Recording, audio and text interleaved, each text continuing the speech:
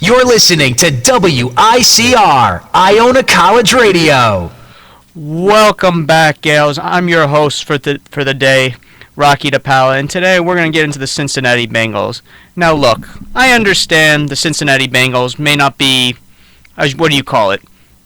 As some people would say, one of the most historic franchises in the NFL, or one of the most liked franchises, or a franchise that, very little people pay attention to. I get it. Nobody cares. Not a lot of people care about the Bengals unless you're from southern Ohio or northern Kentucky or whatever, But, and they're also, the Bengals, you throw in the fact that they're a snake-bitten franchises, and, they were one of the laughing stocks in the NFL for a long period of time.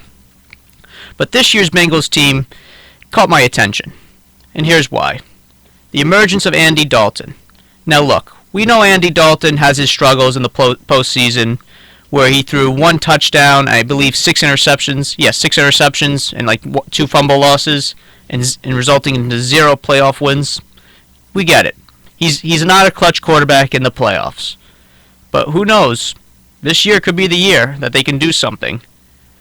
And this game, they're off to a 4-0 start, and if they beat the Seahawks, if they win this weekend against the Seahawks, the two-time defending NFC champions, they made a statement, because this is a barometer game for them. Because if they win this game, they'd be 5-0 for the first time since the 1988 season, when Boomer Esiason, or he works at the Fan, Boomer Esiason, Ickey Woods, Chris Collinsworth were there, but they lost to a late drive by Joe Montana and the 49ers. I think the Bengals could be for real, though, if they beat the Seahawks. Because this is Andy Dalton's game. This is Andy Dalton's game. Alright, I can understand, and the game's in Cincinnati, to believe it or not. Now, I can understand the game being up in Seattle and the Bengals playing sloppy. Okay, because, it's Seattle. You're playing the Seahawks in Seattle. Not a lot of teams win there. I get it. I understand. But, the game's here. So, they should have an advantage. And if they win this game, if they beat the Seahawks, people should consider them a Super Bowl contender. Absolutely, in my mind. Because I think if they beat the Seahawks, they can play with the Broncos and Peyton Manning. They can play with the Patriots and Tom Brady. And they can also compete with Andrew Luck and the Colts, who, by the way, got their second consecutive win last night. But this is a statement game this weekend for Andy Dalton. So let's see how he and company does this weekend. Now, for the next topic of discussion, we're going to go into the Houston Texans. And man, despite the emergence of Brian Hoyer, though, I have to admit, the quarterback play for there is just so inept and so inconsistent. It's ridiculous. And if you're a fan of the Texans, you got to be saying, what's going on? It's like Bill O'Brien is constantly rotating guys in and out, in and out. Because first it was Brian Hoyer who started week 1, but he got pummeled by the Chiefs. Then he gave Ryan Mallett the chance, and he started from weeks 2 to 4, or 2 to 5, counting last night.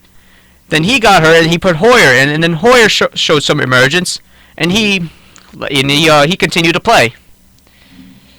Listen, the quarterback, as you know, the quarterback for the Houston Texans for 2016 is not on the roster. It's not. It's just not. I thought with the accusation of Brian Hoyer, they would be decent, maybe even better, because remember, they had the same issue of not having a quarterback last year, and they went 9-7. So you figure, Brian Hoyer, who I thought was pretty solid in Cleveland, but got ran out because the whole Johnny Manziel fiasco, I thought he was pretty solid, and that he should have stayed with the Browns, or he would have stayed with the Browns if they didn't draft Manziel. But I thought, the Texans got a quality guy. But, he hasn't been stepping up, despite showing some flashes last night. Mallett is inconsistent, in this league, the quarterback position's got to be consistent. You got to look at the legends. Tom Brady, he's consistent.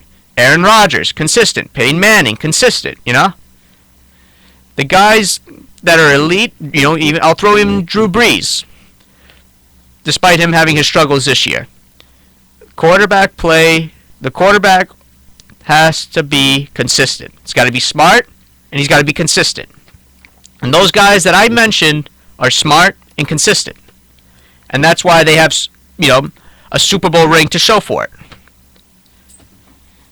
But that's what the Texans lack. Unless Hoyer or Mallett steps up for this season and saves the season and maybe make a run, the quarterback for the Houston Texans is not on the roster. Case closed. And I don't blame Bill O'Brien. I don't. Because, I watched the Hard Knocks series. I see how he is or what kind of coach he is. He's a no-nonsense guy, and he expects a lot from his players. And if you don't do your job or you're not playing to the level he expects you to play, he's going to take you out, regardless. Because with some coaches, I realize if a quarterback struggles, they'll start one week, he'll start the next game or maybe the game after that. He'll give him like at least a 2-3 week span. Whereas O'Brien, he'll just take you out. Case closed. He'll take you out if you're struggling. Whether if it's just after one game or even after one drive or one play, he'll take you out. Because he expects the most from his players, especially from the quarterback position. But we'll find out if the Texans can either Hoyer or Mallett can save the season. Because if not, then one of those guys would probably be out the door, and then the other guy's probably going to be competing or be a backup for the rookie that they draft next year. As of now, have a good weekend, gals. I'm Rocky DiPaola.